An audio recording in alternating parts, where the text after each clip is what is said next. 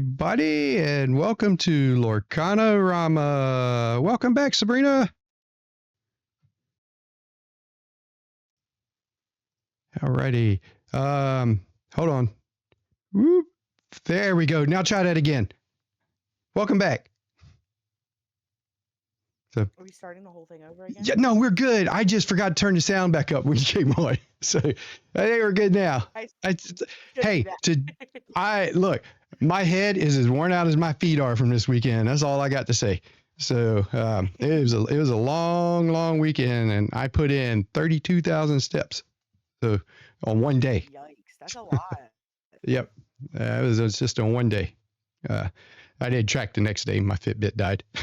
I forgot to bring my charger. Scorekeeping this weekend? What's that? Are you a floor judge? Yes, I was a floor judge. I know I was not a scorekeeper. Yeah, I asked. 1,000 steps score.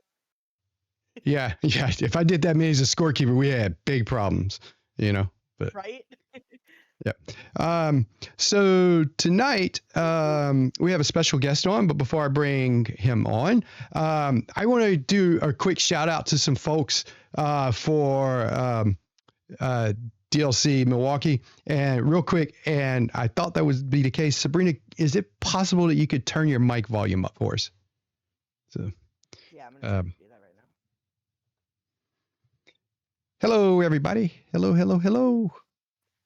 Okay, while Sabrina's working on that, what I'm going to do is I'm going to bring on our guest real quick, I think.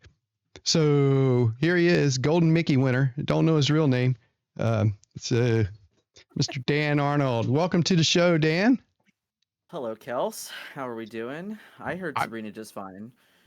Yeah, I can hear her, but she's kind of low. So, okay. But, yep. So, and everybody. Do you want me to try unplugging the mic? I don't know. I mean, I can't turn your volume up anymore. Yeah, that was good. No, I can't hear you. That doesn't work. That's okay. You don't listen to me anyways. Nobody does. Oh my God. Second comment one of you has made about me not listening. I listen just fine. Okay. She's making it easy. Yeah, right. All right. Yeah. I don't know who TFM tonight is. It's Daniel Arnold. I mean, that's crazy. What's that? Just kidding. I'm just making fun of chat. TFM Dan. I'm just making fun of chat, Kels. It's okay, Kels. It's okay. Yeah. I don't know who that guy is. I can't say his name. So, all right. Okay, so before we get to Dan tonight, what I want to do is I want to pull up a little bit. I have some photos for some shout outs I want to do, and I just want to do that first tonight because then I want to focus on Dan and Sabrina for the rest of the show. But I got to get these things out of the system here. So I got this first group here. So this is Christina and Noah, and I want to give them a shout out because I told you guys for the first time ever, somebody recognized me for the stream. And these guys sat next to me on the flight from Atlanta to Milwaukee. And Christina, who sat next to me, kind of looked at me and I started talking with them and told them I was going to Milwaukee with them. Yeah, I was going to DLC Milwaukee and found out they were too. And Noah looked over at me and he was like, we got to talking. He goes, yeah, I listened to your podcast, And so, yeah. So I told him, find me when you get to the venue and let's take a photo together. And so I just wanted to give them a shout out. Thanks guys. That meant a lot to me. It was kind of surreal because it's the first time that's ever happened. So, and I went there with my team. So I got a shout out to my team, Emerald Coast Cards. And one of my teammates made day 2, Mr. Steven Pepper. Yep. With an Emerald Sapphire deck that was a little bit different than the ones that most lists were running. And he ended up, the team ended up getting enough tickets to combine with the ones he got to get him that Simba playmat, which was kind of cool. In addition to all his other goodies, we had plenty. What my favorite part of judging, as far as working with my fellow judges, was we had a mix of EU judges and North American judges. And this is me on a break, actually. I was farming tickets at Pack Rush because my daughter told me that if I did not bring back that Elsa promo, I was not allowed to come back to the DLCs. And so, Oh my god. so yeah, I farmed 7,500 tickets in order to get that thing. I spent every minute of my break pack rushing, and then I did a 7 p.m. event on Saturday night when I got off. So, Okay. so yeah. Yep. I almost found Jafar, by the way. The Jafar I was looking for, I saw Jafar, and he knew I was looking for Jafar, but it was the wrong Jafar, not the one from Toronto. And nice photo bomb by Demetrius in there. That's crazy. So- I still have not found this. It's been like I know, 14 right? months. And then shout out to Kirby. Hey Moo, come over here for a minute. Minnie. Oh, what do we got? Wait a minute, guys.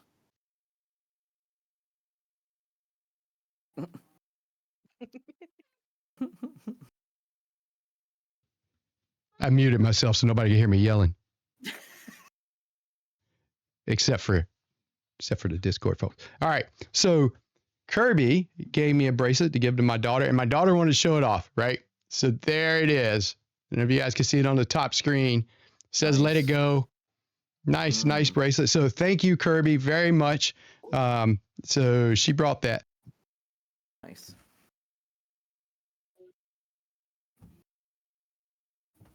All right, unmute it now. So everybody didn't hear me hugging my daughter and everything. So, all right. And so, yeah, I wanted to give her a shout out. And then I have a story to tell because I had my own judge championship moment this weekend. So just like Dan had, he went to the pinnacle of being a player, right? Right there at the top. And so I got to do it as a judge. And you might say, well, what is that as a judge? So for me, I like to give back to this community. This gentleman here that you see in this picture here was in a sealed event that I was conducting. And I'm going to call him out for it. He was very late. He was so late that I had already dropped him. Right. Oh no. And he came back. He said, I'm sorry I'm late. I was in another event. Is there any way I can get back in? It's about 10 minutes left in build time. I was like, yeah, I'll let you in. I said, just give me a minute. I got to run and grab your product. So I went and I got him something. I came back and I handed it to him. I said, I'm going to sit here and watch you open this iconic. Guess what he did? He opened an iconic mini in his second pack. So, that was great. But the story gets better, right? You think, how does it get better than that? Day 2, I had another fella come up. 6 minutes left in build time. Asked me to join the event. I already dropped him. I said, yep, I'll let you drop. However, I said, you got a high standard to hold up to because yesterday when I let a guy in, he pulled an iconic. Gave the guy his product. I went and got it, brought it to him, went back to the event. And 5 minutes later, he comes running up to me. You're not going to believe it. He pulls an iconic Mickey. So, My boy. Yeah. That's Phoebus. So, I love him. Yep. And then to cap it all off with these two, they both happened to be in my final event together and we're telling each other the story. And then it dawned on him, hey, that was the judge that did it. So we got a picture together, so Crazy. That's cool. Yeah, it was great. That to me was my judge moment for the weekend. That's the story I get to tell. So, it was pretty cool. So It sounded a little similar to your PPG stuff where you were given the prize packs from the bounty players. Yeah. Watch people go to enchantments. Yep. Had somebody open an enchanted in front of me for that one. Yep. That was pretty cool too. So, Dan, how'd your weekend go, man? Pretty good. In all honesty, I'm still. I only got home like about 8 hours ago, so it was a trek home for sure, and it was pretty surreal. It's pretty cool. So seeing the tagline "Gold Mickey winner" that still hasn't really set in. So. Well, I saw the photo with Mickey, strapped into the car. Did you make Ben sit in the back at any point? No. Ben actually drove. Oh, okay. So Ben drove to Ben's and you house. sat in the back. Let Mickey sit up front, right? No. He was fine. He was well kept. But yeah, that's funny. That would have been a good picture, though. Man, should have thought about that one. Missed opportunity for sure. Yeah. Well, Ben's gonna be upset about that because even he would have thought that was funny. We did, because we got the uncut sheet as well, and there was no. I was like, really, nice. I didn't know where to put it, and we like just put it behind like the back seat, like behind the the chair, like Headrest. heads. Just yeah, the headrest. There you And I actually almost left it in his car because we totally forgot we put it there. go. Oh. But we got it. It made it home. It's safe. It's somewhere around here. Okay. Oh yeah, I forgot. I gotta do this publicly. Mm. I should have done this from the beginning. Thank you, Kylie, for loaning us Dan tonight. There you go. If Thank you're you, listening. Kylie, for letting us stay in the night. You're welcome, chat. There you So go. so yeah, and if you're joining us in the chat and you haven't followed us yet, please do so. So that'd be nice. Yeah, hit that follow So button. yeah, Give yep, some yep. love. Hit that follow button, right? So when I promoted the event, you being on tonight, right? So there's Golden Mickey winner Dan Arnold. There's Nationals qualifying Dan Arnold, Yeah. which is pretty good, right? Yeah. Top 4 finisher. By the way, Inkdex has you as number 3. I am. finishing Well, the third. I was the first seed overall, so that's Yeah, why I yep, remember 3. Yep. So number 3, which is no small accomplishment.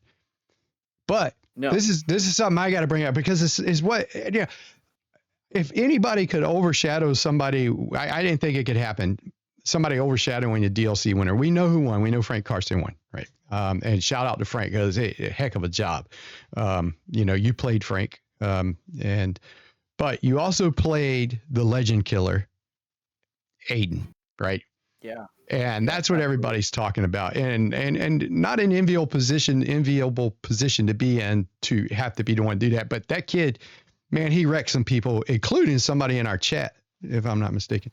So that's true. That is true. That's confirmed for sure. Yeah.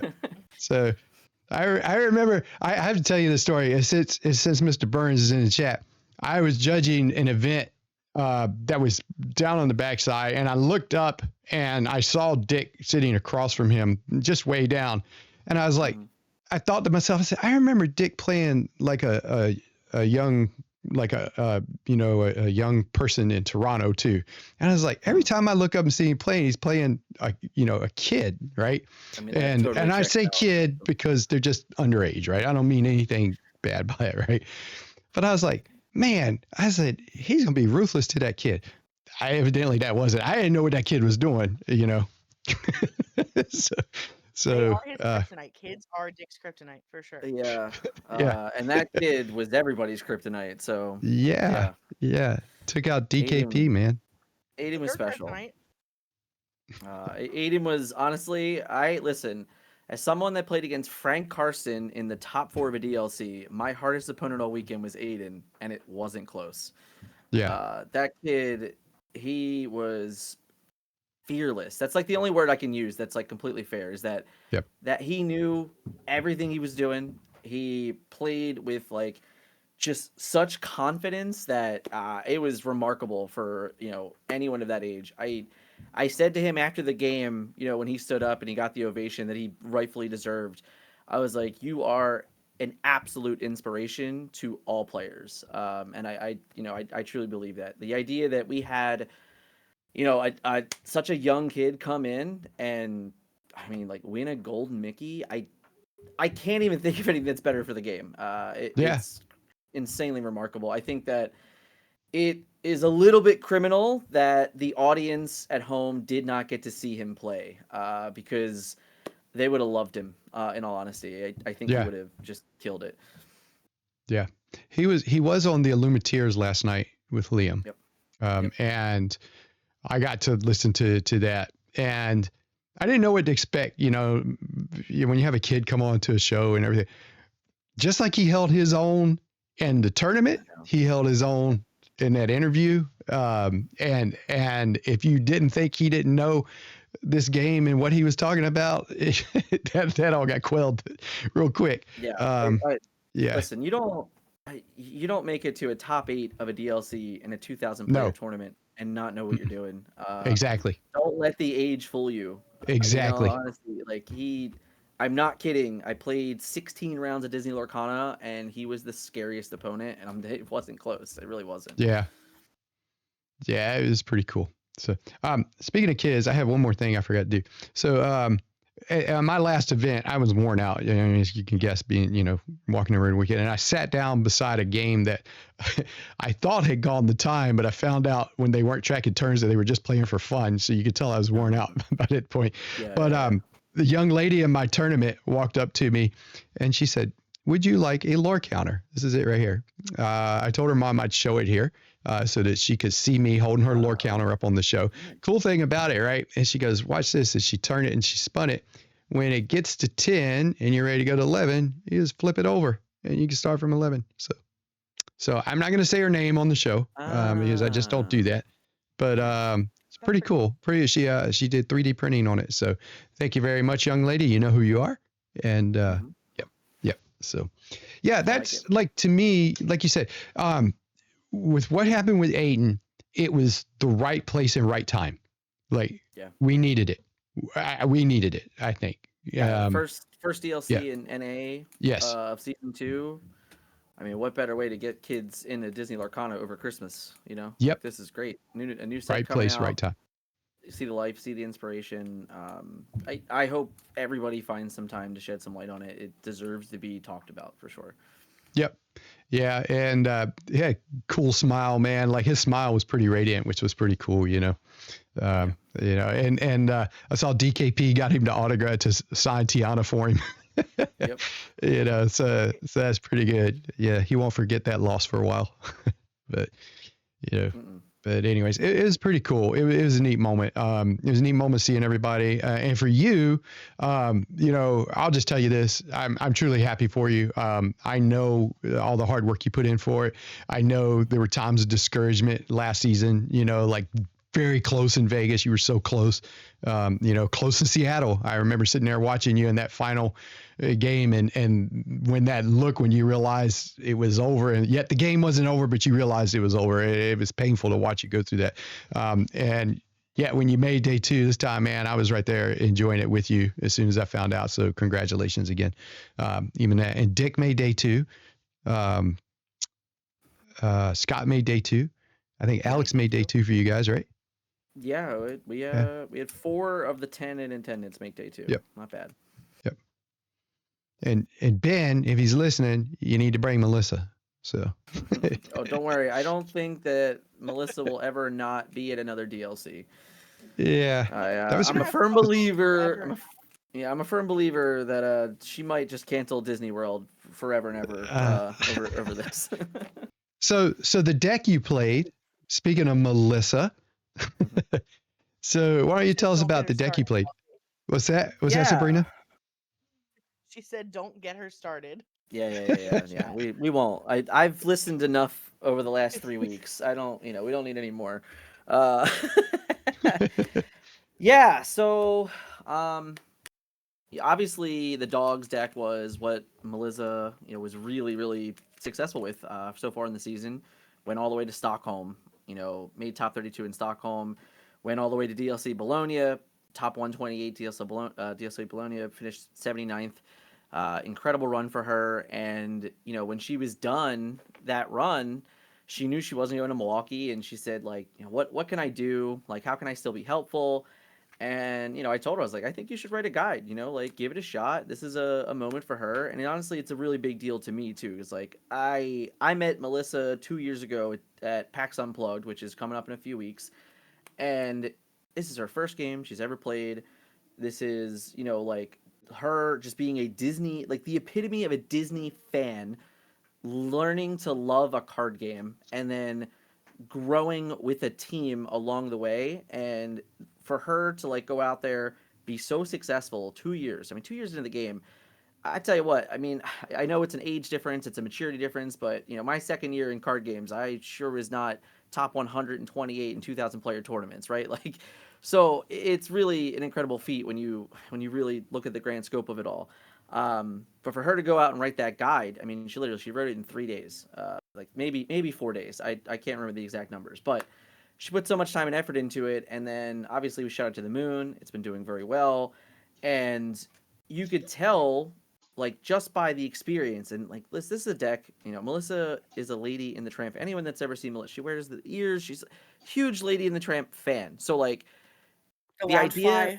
right? Like she has it all, right? So like the idea that this deck is one of the best decks in Disney Lorcana's rotation, and that she was able to be successful with it and like really be kind of just like one of the authorities on the deck is just all of the reasons for me to compliment her to the moon. And I gotta throw it out there because she's gonna be mad at me if I don't. Every single time we talk about an event or we like go back and we like really kind of just like work through what happened, what did or did not.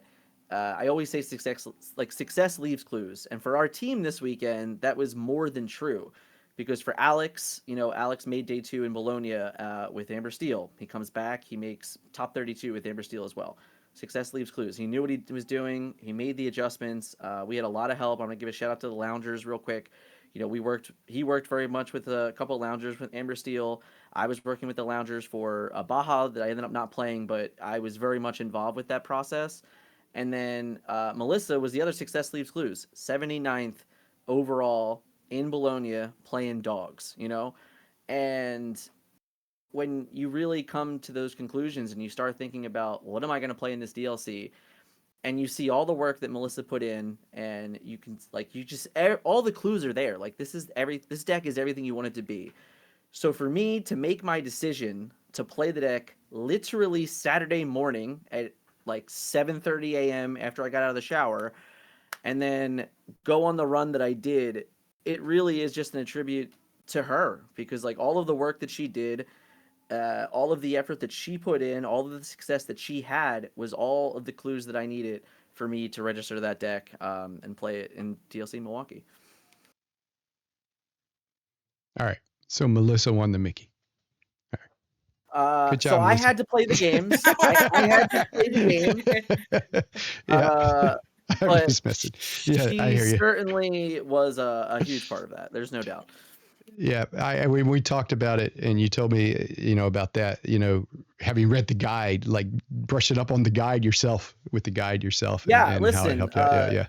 So that The was one pretty cool. matchup, because like I tested the deck obviously a ton. Like it's not like I just picked up the deck on Saturday morning. This is the first time I ever played it. That would be insane.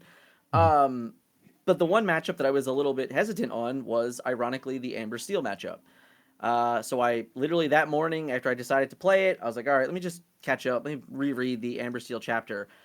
Well, Kels, I don't know if we talked about this throughout the weekend, but I played against 9 Amber Steel decks in 16 rounds, and I didn't lose to a Wow. single one of them. So yeah, if anyone needs to learn how to beat Amber Steel with Lady and the Tramp dogs, well, I got the guy for you. So, That's yeah, pretty cool. Yeah. Yeah, and that's the deck that Aiden was running too. I think that was your last Amber Steel matchup in the tournament.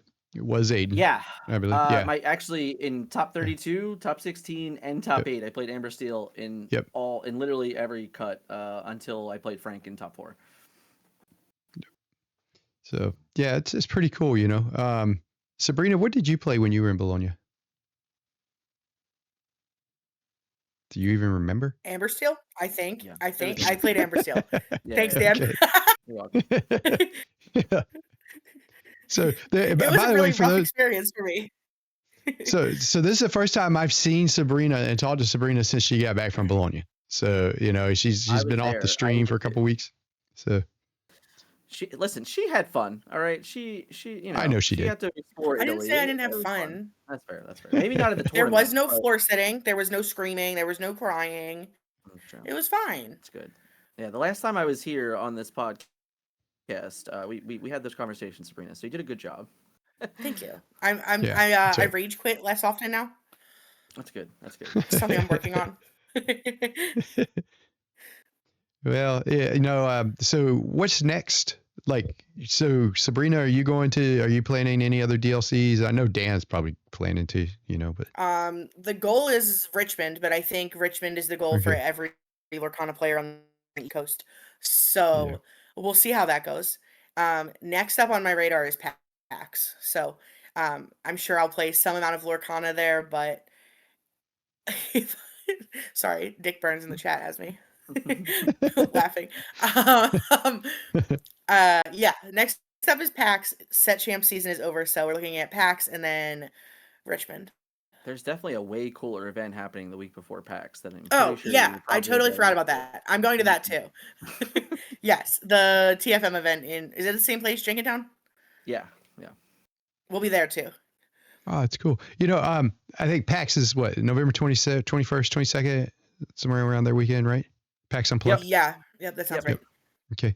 I'm actually on November 22nd, since we're talking about events, down here. I live in the Panhandle, Florida. We are putting on a qualifying event. I would call it a store qualifying event, but actually I'm putting it on independently as a qualifying event for a Pro Play Summit Orlando. And so we've been reaching out to folks as far as, so I live in the Panhandle around Pensacola area. So we're reaching over as far as, Jacksonville, up into Alabama, up into part of Georgia, Mississippi, and over into Louisiana. You guys know Jordan from Snuggly Ducklings. He and his Love crew, 'em. Yeah. Such a those great guys system. hopefully coming over.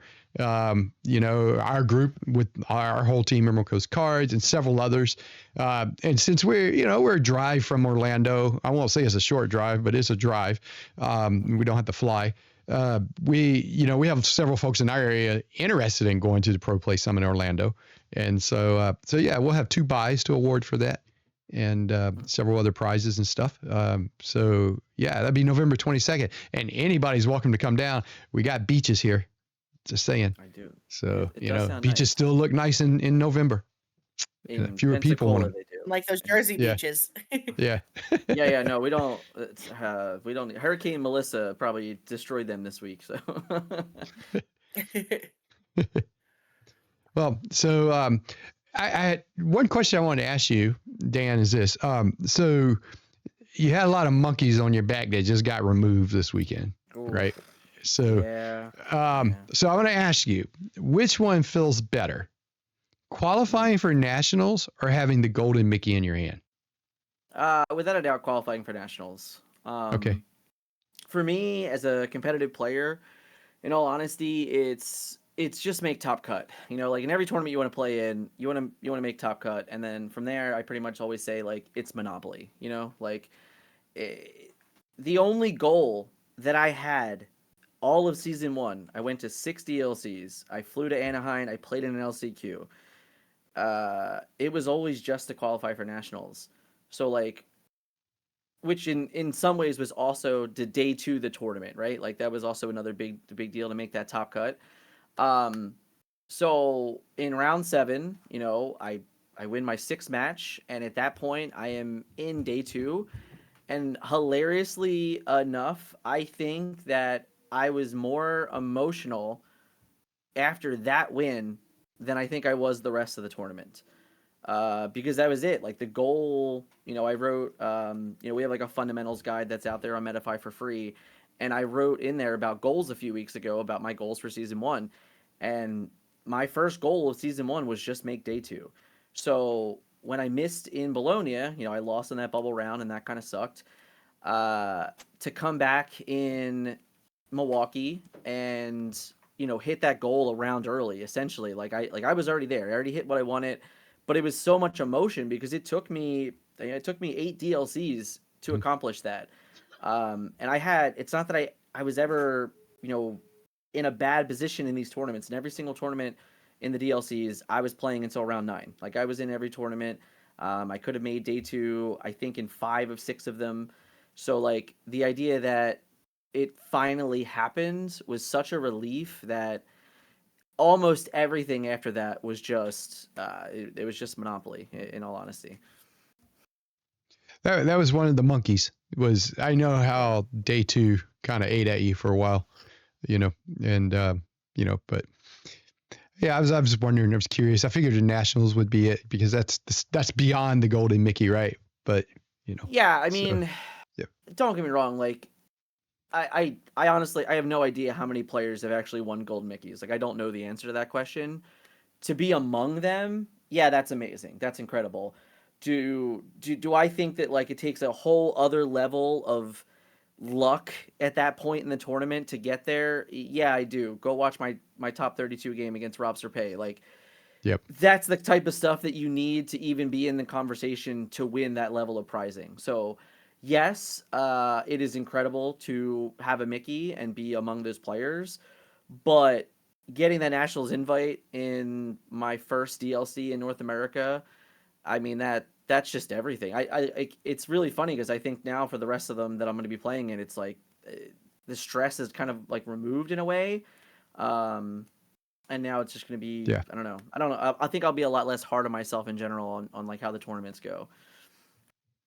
Yeah, I can understand that. I used to play competitive, and I'd have these goals back in the game that shall not be named. I remember when I won my first, Pro Tour qualifier, and I actually did not take the invitation. I actually gave it to the runner-up because I found out that day coming in I couldn't go, and just took the product instead and gave the guy the invite, and but it felt good, but at the same time I couldn't follow through with it, and it was like it's like it kind of took the wind out of sails for me for a while. But anyways, and speaking of Richmond, I've said this 1,000 times, and I'm gonna go back on it now.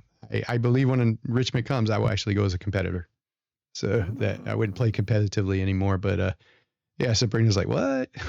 So my family lives near there. There's some big change there. Yeah, my family lives near there, and I don't want to commit myself to staying 3 full days at the venue. I'd rather have the freedom to say I'll come and check in and stand in line Saturday morning because I want to spend Friday night with my family, and or day 2 if I don't make day 2, which for me is probably not going to happen because I'm not as invested as I am. I probably will be. If I become a competitor, You can't speak that into I'll the lock in. universe. I'll lock in, but I can't do it now. With where I'm at now, I know I day couldn't. 2. So See, I need to get some of those. I to the event. Look, I'm gonna tell you this, and I need to get some of those pills that Scott's taking because he and I are about the same age group, right? And he made day 2, so I need that. So, That was a I gotta have statement to have randomly made. Oh, shout out to Dad. Oh, that's good. Oh That's my good. gosh. Yeah, so hey, those cognitive glitches were not hitting him this weekend. So Yeah. yeah, I mean, Baja blue pills, right? yeah, exactly. Oh, that was good. So I hope the kids quit watching. I'm sorry. I didn't mean it to go down that road. I No, it's fine. apologize. So it wasn't me anyways. It was Dick Burns. So That's true. there you go. So all right. So the thing that I've been wanting to ask Dan was that game against Rob. What was the feeling when you flip it and it's the out? So, because I know watching it, we were all like, "Holy!" Hold on, we gotta rewind before we get to there, right? Yes, rewind.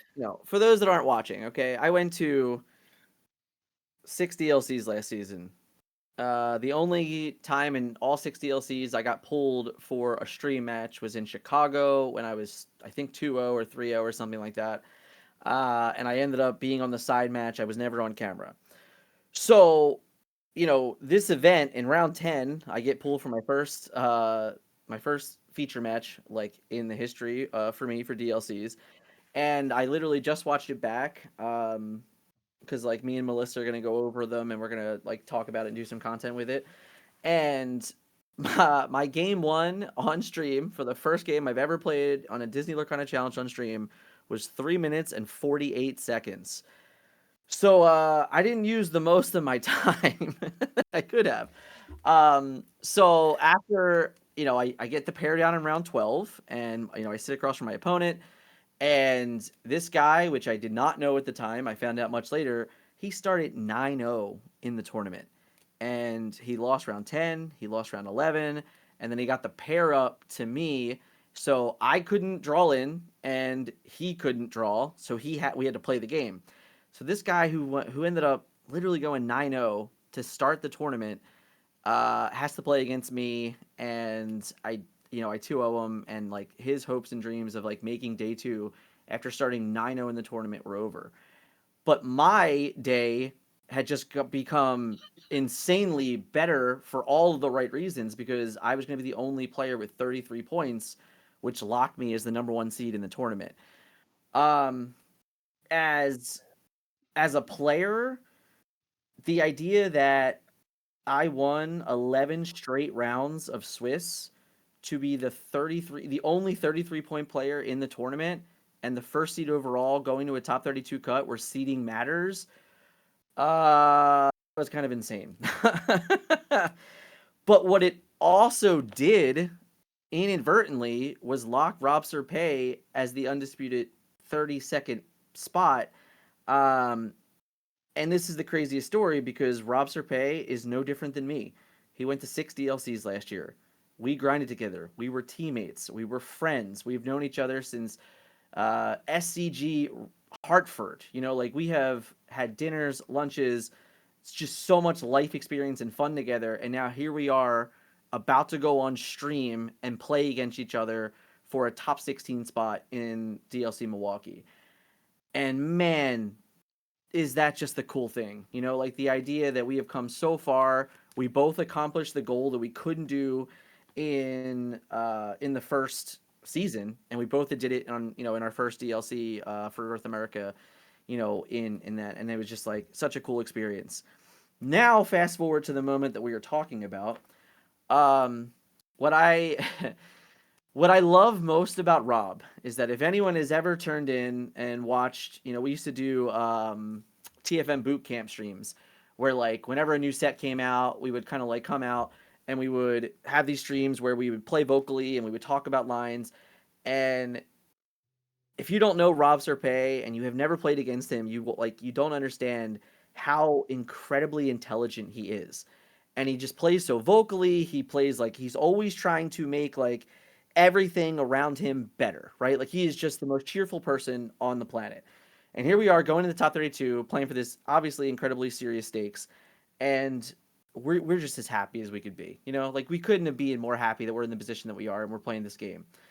So when we get to this point in the game, and it's like Rob, for anyone that couldn't hear Rob talking about it, he was going through every possible scenario of a line of things that could happen that would prevent him from winning the game. Obviously, we draw a tramp.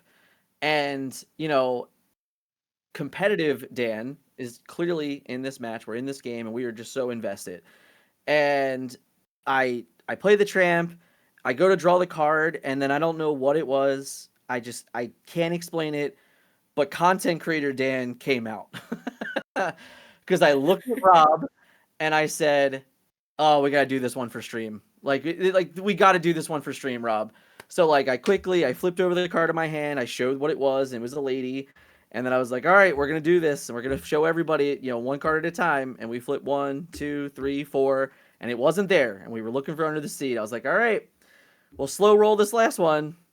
Boom. And there's Under the Sea. And, like, I haven't watched that moment back yet, but shout out to Brandon B Squared. He came up to me, I think it was, a little bit after this, maybe like an hour or two after this. He goes, Dan, that was the best top 32 game in DLC history. Thank you for that moment. So, yeah, that one was crazy, without a doubt. Like, you can't, man, for everyone watching, that had to be exciting. For me, obviously very exciting. And then, luckily for me, I'm playing against Rob, and even when he's losing, he's the happiest person on earth. So, shout out to Rob in a big way for sure. It was crazy to watch. There was a group of us out eating dinner after playing a set champs, and we're like watching this, and me and Sam next to me are going back and forth. We're like, oh, who do you think's gonna win? Like, who's in the better spot? And I think it felt like we all just like leaned our heads in as you're flipping the cards, and we're like, oh my God, he did it. It was a very cool moment to just watch on stream. So I can't imagine the feeling like doing it, and being in it. Yeah, I hope that one ends up in clips everywhere. That's the hope for that moment. I had walked by, and whenever I walk by the stream, I was usually going somewhere else, and I would look, and I saw you and Rob playing, and I go, oh, that's kind of cool.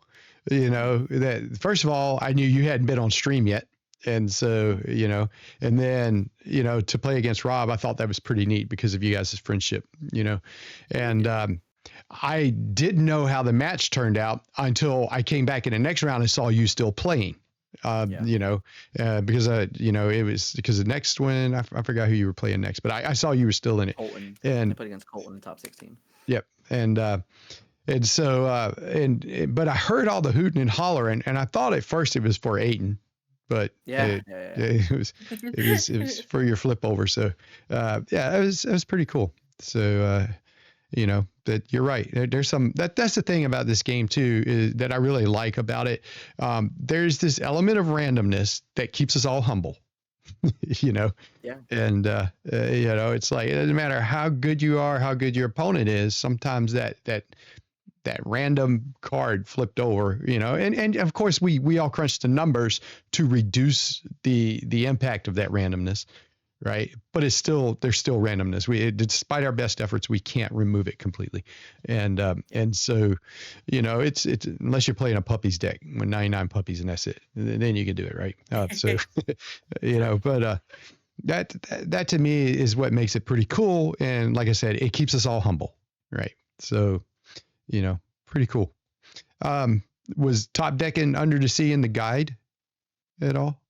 I'm sure it was said that like sometimes you're gonna need to do that. I will, I've said it out loud at the DLC, but I think unfortunately for me and probably everyone else that Lorcana Villain might own Be Prepared, but I think this weekend I just claimed Under the Sea. It's just I don't know that I could ever have a more song that's synonymous with me after this weekend. The amount of Under the Seas off the top of my deck, the amount of Under the Seas found with Tramp when I needed it to win me games was just kind of an unprecedented amount of times. So yeah, that's where I'm at right now. You brought up Lorcana Villain. You might be the new Lorcana Villain for taking Aiden out, right? Why You're you like, Kel, that's why you gotta be like that. hey, look, the kid sat down across from you. He's an opponent. He's not 10-year-old. So, and like you said, he was fearless.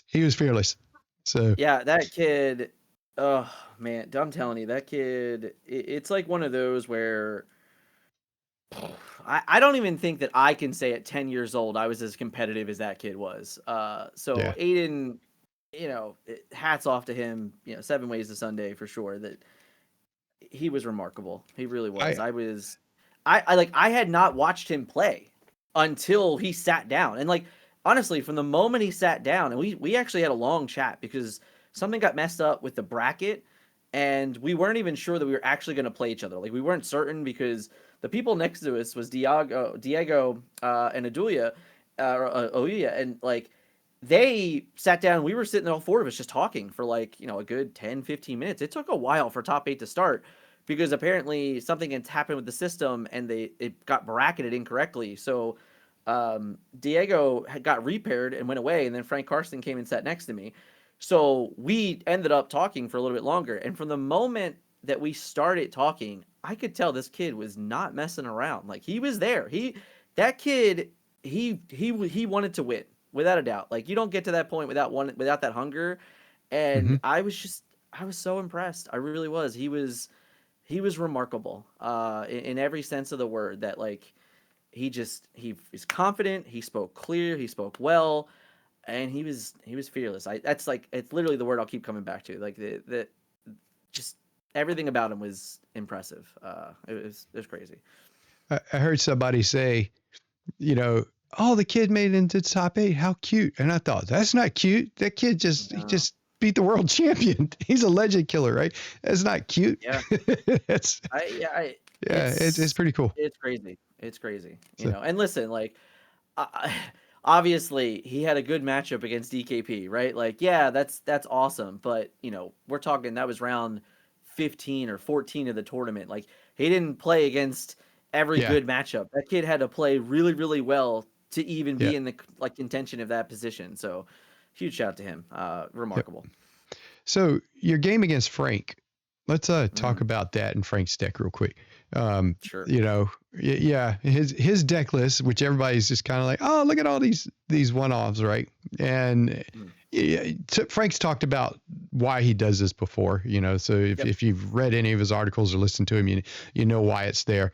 If you have not read any of Frank Carson's articles, you should educate yourself. I promise you, right? you will learn something.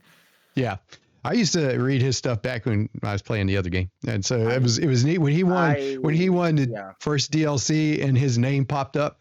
I was like, hey, I know him, you know, and from you know, whatever, you know. So but anyways.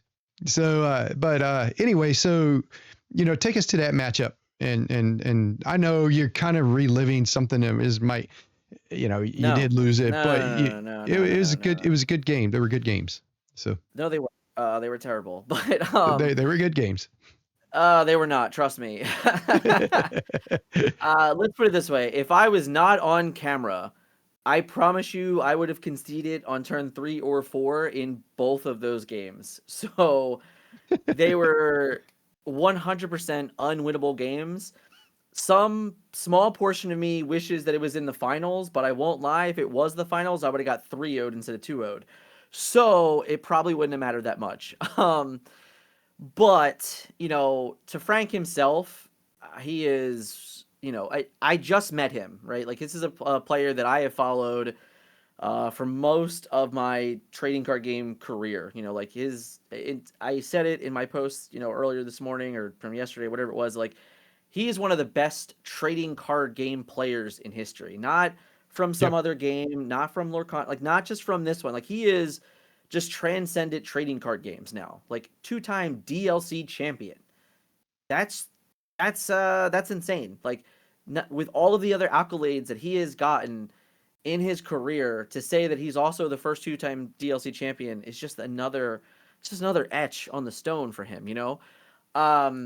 And for me to sit across from him and play games, I was just proud that I made him think. You know, like, in all honesty, like I was just excited that I literally made him like just consider what was happening in the games, because if I'm being completely honest, I was never in any of them.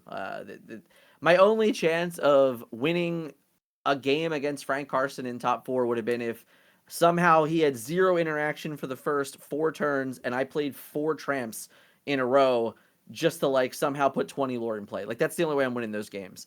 So yeah, it was fun. You know, his deck list was very interesting. And, you know, I'm a big advocate, you know, me and Scott, we are huge advocates for one-ofs. We often get pushback from our team, like all the time. You know, they definitely don't agree a lot of the time. So, like, I am very much team Frank Carson concept of deck building. Like, if a card has a reason to be in there, we can make room for it, almost that on average. I very much am looking forward to, and I'm hoping that, you know, he really gets an article spotlight for himself on the Disney Lorcana main page, because he's written stuff like this in the past for TCG Player, but putting that type of content on Disney Lorcana's website for any level of player to go and find and to read, the education alone in that article should make every single player better in this game, because his process of just thinking, communicating, and then innovating is just, it's second to none in this game so far, in my opinion. Yep. The benefits of the one-ofs, I can't remember what it's called. It has a name, the Halton theory or something. Deck building. They called it the Hefom or Hefalon. Yeah, something. It's been a long time since I heard it. Yeah. When we first started playing Lorcana, I of course was aware of this, you know, and you know, any deck getting it right. But I didn't really see it until Doc came along. It's like one of the benefits of it, right, is like when you're sitting there with 2 Docs in your hand, you've got a wasted card. You basically have a wasted space in your hand for a card, right? And so sometimes you reduce the number of cards down in order to do that. Now it's a trade-off, right? Because now you know, the percentage of you being able to pull that card when you want it, of course, goes down. And so there are many points to that whole building philosophy, and it's pretty neat. And like I said, if nobody's ever really investigated it or read about it, they should. I'm not saying do it. I mean, it's up to you. You played your play style, but I use it to an extent when I play Emerald Amethyst a lot, because it has so many there's so many toolbox items in those two colors, especially Emerald. And sometimes I go 1-ofs and 2-ofs in there. And, it's, I kind of subscribe to it a little bit, but it's neat. It was neat to see it on that far into a tournament, right? Really pay off. So yeah, game 5 of the finals, he played 3 1-ofs, or he played 2 1-ofs and the 2-of in his deck.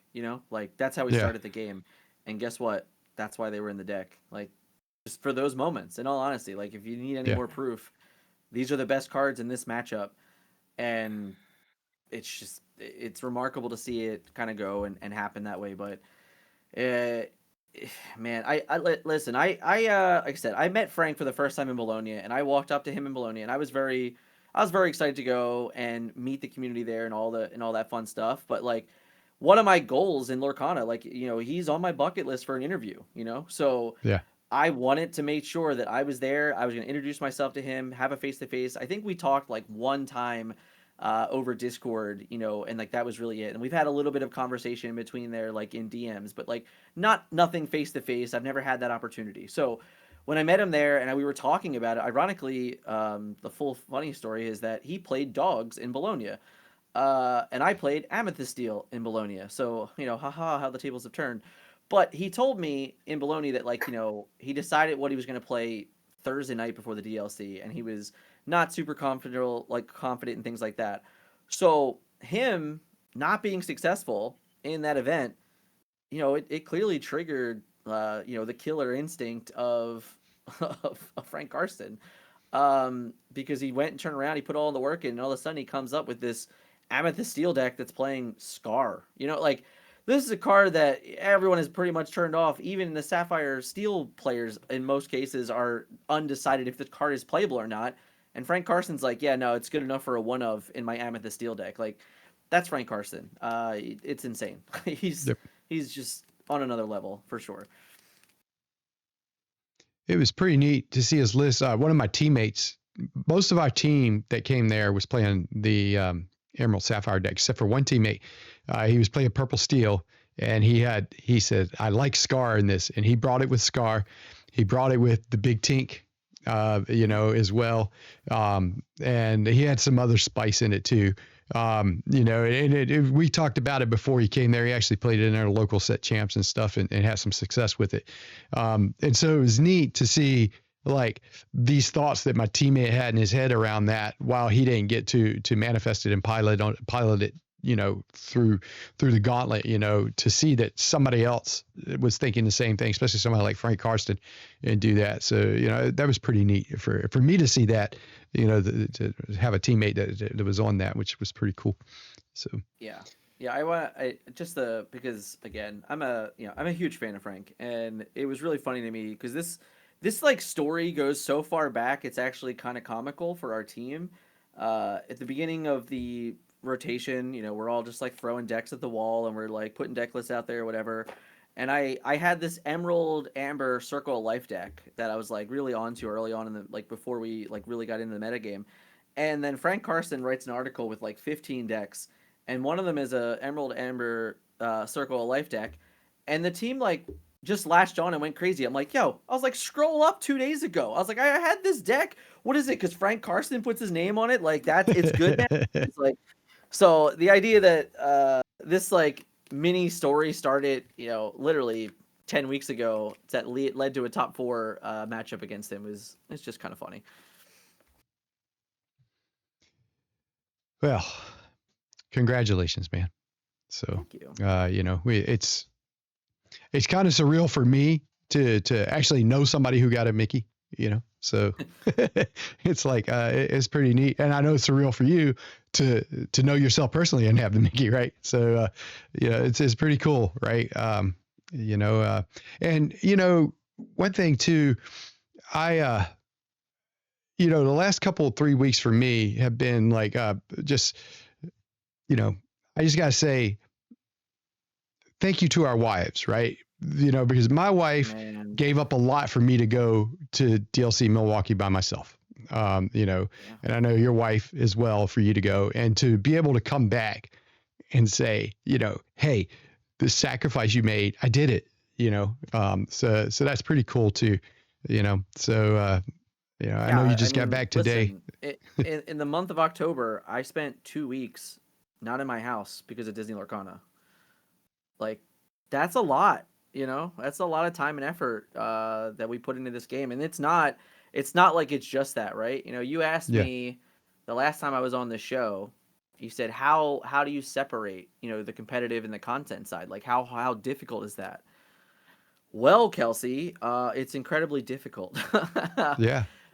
But, I think that that's what makes this run all the more, fun, is that at some point over the last 3 months, I figured out how to manage that, and it was nice to see it pay off for sure. But like, that sacrifice that we have to make for me to not be here to go and compete in 2 DLCs in October, when I told my wife, like, well, good news, this is the last, trip.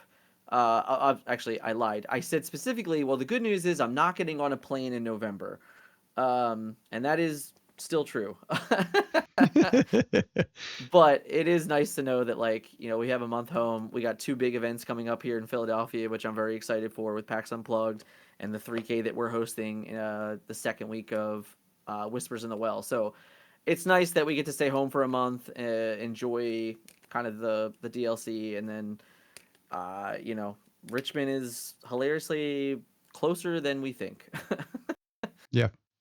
Yep. I'm excited. I'm excited for that. I know I see somebody in chat that I know, Clone, and I know he'll be there. He's from our area here. And they were supposed to come to Milwaukee, but the furlough with the government kind of put a lot of families in a bad position, and he had to cancel out. And so I'm excited for him to be able to go Richmond. I'm excited to go to Richmond one way or the other. I'm going there probably as a competitor, like I said, so I can spend time with my family, for part of it.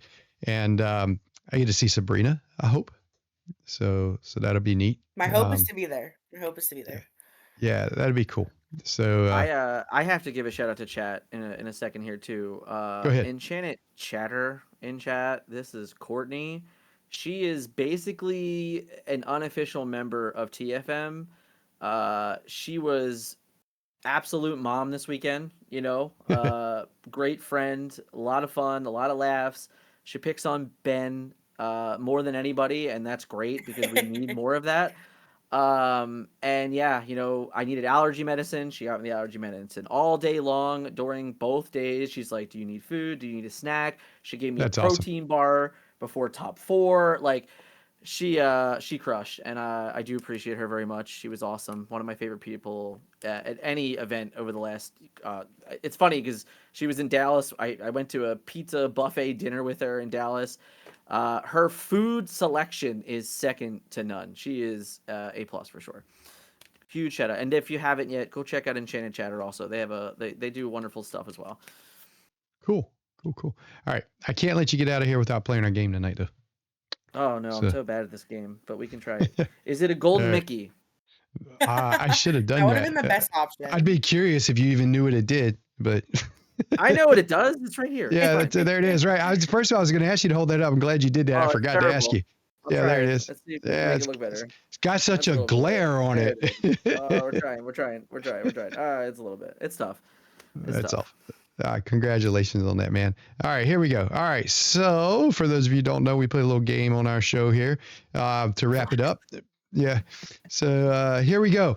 So the game is inspired by a game of Pack Rush I played one day in our local store, and I didn't have my glasses, and so I could not read the cards, and I thought I knew what Lorcana cards did, but when you play a game of Pack Rush, you see some cards you don't normally play with, and you don't have your glasses. Well, it could be a fun game, especially if your opponent lies to you when they tell you what it does. So here we go. I got one for you, Dan. It is Jafar, Power Hungry Vizier. He is a 3/4 uninkable steel card that costs 5 and quests for 1. Dan, do you know what he does? Well, so I have a rule for anyone that watches my content, and I talk about cards when they come up. You got to be playable for me to know what you do. This card's not playable. I have no idea what it does. All right. Okay. No Anybody? idea. Sabrina, you want to take a guess? Sabrina's like, I I don't play this know- game. There's something to I guess. know Can I- for a fact Can I that just Nick repeat Burns, that's Dan's what it does. answer? No, I'm you just gonna can't. repeat what Dan said, except it has to be playable and like very frequently played for me to know. Well, that's It the can't problem, be like right? a random one. Yeah, Well, this card is everybody terrible. knows the You playable wouldn't- cards. If this card was in your pack rush, you would be upset about it. That's how bad this card is. All right, it's Really? a 5-cost uninkable 3/4 with 1 lore. This card is bad, man. All right. The stat line is not it. Let's see what he does. Here we go. You'll get what's coming to you. During your turn, whenever a card is put into your inkwell, deal 1 damage to chosen character. Terrible. Dick Burns was right, except I don't know that ink deal of damage really thoroughly explains that, but No, you it know, does. it's a Good enough. synopsis. Yeah, phone a Good enough, friend. but this card is terrible. Yeah, it is. It was funny as I was going through the cards and I was like, oh, a Jafar card that nobody knows what it does. That's just good, especially since I'm still looking for him. So, you know. Anyways. You set me up for failure for sure. Oh, I set everybody up for failure. You'd be surprised at how many people actually get it, you know. So Yeah. No, I would not be, but this card's unplayable, so yeah. Only Dick Yeah. Burns can read all the cards and remember them. yeah, I know all cards except Whispers. Okay. All right. Well, thank you to everybody in chat for participating tonight. You know, I'm single dad it tonight, so I would love to go and give bonus time tonight, but you know, got a little one that says I can't right now. So anyways, thank you, Dan, for coming on. And Sabrina, as always, I thank you. You know, welcome back. We will be back next week. Even though I told Sabrina today, I'm telling you now, I've made a mistake. I will be here next week. It's 2 weeks from tonight. I won't be here. So I got my calendars You give me jacked up. whiplash. I know, right? So we'll be here same time, same bat channel next week. And thank you again, Kylie, for loaning us Dan. And thank you to TFM for joining us in chat. And we'll see you all next week. Peace, everybody. Congrats again, Dan. Thank you.